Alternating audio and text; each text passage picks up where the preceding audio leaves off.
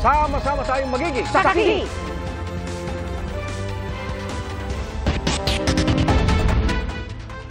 Napatakbo ang ilang saksi sa pag-uho ng bahagi ng bundok sa may Hasema Highway sa Atok, Benguet, bunsod ng pag-uulang dala ng habagat at ng Bagyong Enteng. Ang highway na ito ang nag-uugnay sa Benguet at Mountain Province. Isang lane ang binuksan muna sa trapiko habang patuloy ang cleaning operations ng DPWH.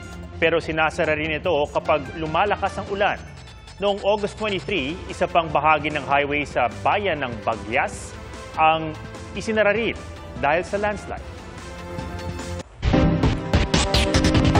Arrest warrant mula sa Korte ng Tarlac ang sasalubong kay dismissed Bamban Mayor Alice Guo sa pagbabalik niya sa Pilipinas. Pasado alas 8 ng gabi na makaalis siya sa Indonesia. Bukas sinasang dadalhin si Alice Guo sa Senado kung saan unang naungkat ang mga tanong ukol sa kanyang pagkakakilanlan at koneksyon sa Pogo sa Bamban, Tarlac. Mula sa Pasay, saksi live si Rafi Tima. Rafi. Pia, atong pasado 1:30 na madaling araw, inaasang darating dito sa NAIA si dismissed Mayor Alice Guo. At dito sa isang private hangar, didiretso yung eroplanong kanyang sinasakyan. Kasama rin sina DILG Secretary Benher Abalos at PNP Chief Romer Marbil.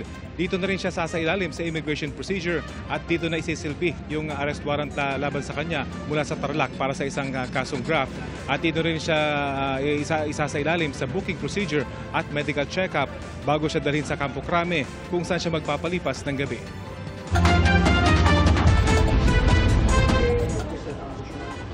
Sa PNP Custodial Center, inaasang magpapalipas ng magdamag si dismissed Bamban Mayor Alice Guo pagbalik niya sa Pilipinas mula sa Indonesia. Bukas siya dadalhin sa Senado kung saan may arrest order siya dahil sa ilang beses na di pagsipot sa mga hearing. Sa Senado, unang naungkat ang mga kwestiyon sa pagkakakilanlan ni Guo habang sinisiyasat ang kanyang pagkakaugnay sa niraid na Pogo sa Bamban, Tarlac na umuupa sa Baofu Land kung saan naging incorporator si Alice Guo. Pero ang iginigit noon ni Guo, ibinenta na niya dati ang kanyang share sa Baofu. Hindi po ako konektado, hindi po ako operator, hindi po ako protector o cutler po ng Pogo. Wala po akong kinalaman sa kanilang operation at sa kahit anong gawain sa loob at labas po ng Pogo. Kalaunan sa mga hearing, nauwi ang mga tanong sa kung sino ba talaga si Alice Guo. At lumabas sa pagsisiyasat ng NBI at COMELEC sa fingerprint ni Guo. Pareho ang kanilang fingerprint sa isang Guo Huaping na Chinese citizen. Ako ay po isang Filipino. Lumaki rin po ako na alam ko po ako ay isang Filipino po. Ayon sa DOJ, anumang araw isasalang sa korte ang kasong qualified human trafficking laban kay Guo. Meron siyang kaso na non-bailable. We expect it to be decided very soon ng prosecution. Pag finasa court yan, no bail yan. Hindi nag-aalala si Justice Secretary Jesus Crispin Remulla sa posibilidad na muling tatakas si Guo dahil oras na may maisampang kaso sa korte, sabay na ring lalabas ang hold departure order laban sa mga akusado. Sabi rin ng DOJ, wala pa silang natatanggap na opisyal na request kaugnay sa Australian fugitive na si Gregor Johan Haas. Si Haas ang puganteng ayon sa news agency sa Indonesia ay hinihingi umunong kapalit para kay Alice Guo. Mayo nang maaresto sa Bogo, Cebu, si Haas na konektado umano sa Sinaloa drug cartel ng Mexico at nasa likod raw ng pagpasok ng malaking bulto ng droga sa Indonesia. Nasa BI detention facility sa Taguig si Haas. I cannot make any statements on that because the talks have only just started this morning and I think it's only about to start. So I don't have any information to disclose. So far, wala pa kami information na ganyan. Wala ho kaming contact with anybody about the prisoner swap. Nabalitaan ho namin through Indonesian media actually. Ang prisoner swap po, yan po ay trabaho ng DFA. Kung meron pong request ang Indonesian government, sa DFA po padadaanin yan.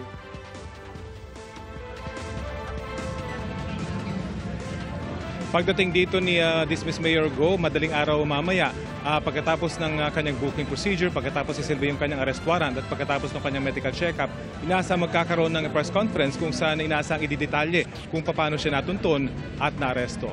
Yan ang latest mula dito sa Andrews Road, dito sa May Pasay. Ako si Rafi Tima, ang inyong saksi.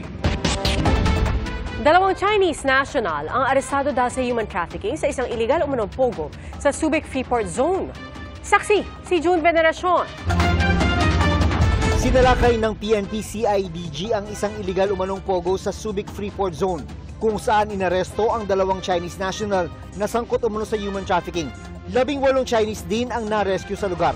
Nag-surveillance nga ng 2 weeks ang CIDG dahil sa impormasyon na binigay ng mga informante doon na may isang bilya na maraming Chinese ang lumalabas at pumapasok. So upon confirmation na may mga Chinese talaga, nag-apply kami ng search warrant. Kabilang sa mga na-recover ay mga computer, cellphone at mga bolo. Nasa kustudiya ng CIDG sa Camp Crame ang mga suspect at ang mga na-rescue. Sasampahan ng reklamong paglabag sa Anti-Trafficking in Persons Act ang mga suspect. Patuloy daw na nangangalap na impormasyon ang mga otoridad para matumbok ang iba pang illegal na pogo sa bansa. They start ng crackdown, sila ay nag-splinter na into small groups and yun yung nahihirapan tayo dahil kailangan natin ng mga mata ng ating komunidad. Sinusubukan pa naming kunin ang panig ng mga suspect. Para sa GMA Integrated News, June Veneracion ang inyong saksi. Suspendido ang face-to-face classes bukas sa lahat ng antas sa mga pribado at pampublikong paaralan sa Nasugbu, Batangas. Ganoon din sa Bataan Province pero pwedeng magsagawa ng modular distance learning alinsunod sa pagpapasya ng pamunuan ng mga paaralan. Sa Bulacan, malawak na bahagi ang lubog pa rin sa baha. At kahit delikado, marami ang sumuong pa rin sa baha sa Valenzuela City. Saksi, si Marisol Abduraman. Kapwa motorista at commuter, naperwisyo ng dumaan sa bahaging ito ng MacArthur Highway sa Valenzuela City. No choice ang mga commuter, sumuong na sa baha dahil pahirapang makasakay. Abuti na daw po yung ibang gamit Kaya po napauwi. Nagkabuhol-buhol pa ang trapiko. Sa taas kasi ng baha, napaatras ang ilang sasakyan. Sa taas ng baha sa bahagi ito ng MacArthur Highway sa Valenzuela City, bumalik na ang ilang sasakyan. Meron namang ilang mga rider na mas piniling itulak na lang ang kanilang mga motorsiklo, makadaan lamang sa lugar. Sir, ano balak mo gawin? Ay, kailangan makauwi, ma'am, kaya tinulak ko na lang. So hindi mo na paandarin? Ay, hindi ko naman, baka mamaya pasukan ng tubig. Babalik na lang ako sa maliit kasi motor ko, hindi kaya. Baka tumirik. Lubog din sa baha ang isang simbahan sa Polo. Sa barangay Poblasyon naman, hanggang hita ang tubig. Sanay na raw sa baha ang mga nakatira rito, pero mahirap pa rin daw ang ganitong sitwasyon. Mahirap talaga, sige, unang-una sa hanap buhay. Mahirap kasi magugutom tayo pag hindi tayo lumusong Delikado naman po. Kaya lang kailangan talaga kasi wala po kaming kakainin. Lubog pa rin sa baha ang 72 barangay sa lalawigan ng Bulacan ayon sa PDRRMO. Gaya na lang sa Barangay Lawa sa May Kawayan.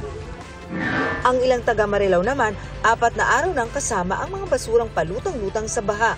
Tuwing umaapaw kasi ang Marilao River, nagdadala ng tubig ang mga basura papunta sa mga kalapit na barangay. At dahil mababaw ang ilog, madali itong umapaw, gaya na lang tuwing panahon ng habagat. Lubog din sa baha ang mga bayan ng Giginto at Balagtas. Sa bayan ng Santa Maria, hindi pa rin madaanan ang Makaiban Bridge dahil sa lampas taong tubig. Hanggang hita ang baha sa bahagi ng Candaba-Baliwag Road. May abot dibdib na baha naman sa bahagi ng Hermosa, Bataan. Para sa GMA Integrated News, Marisol Abduraman, ang inyong saksi. Magpapatuloy po ang pag-ulan sa ilang bahagi ng bansa dahil sa trough ng Super Typhoon Yagi o ng dating bagyong Enteng at hanging habagat. Base sa datos ng Metro Weather, mataas ang tsansang umulan sa malaking bahagi ng Luzon. May malalakas na buhos pa rin lalo na sa western sections kaya maging alerto sa banta ng baha o landslide. Sa Visayas at Mindanao, posible rin ang mga pag-ulan sa hapon. Kalat-kalat ang ulan pero may malalakas na buhos kapag may mga localized thunderstorms. Kumpara nito mga nakalipas na araw, bahagyan namang mababawasan ang matitinding ulan sa Metro Manila pero doble ingat pa rin. Mga kapuso, sama-sama tayong maging saksi. Mag-subscribe sa GMA Integrated News sa YouTube at para sa mga kapuso abroad, samahan niyo kami sa GMA Pinoy TV at sa www.gmanews.tv.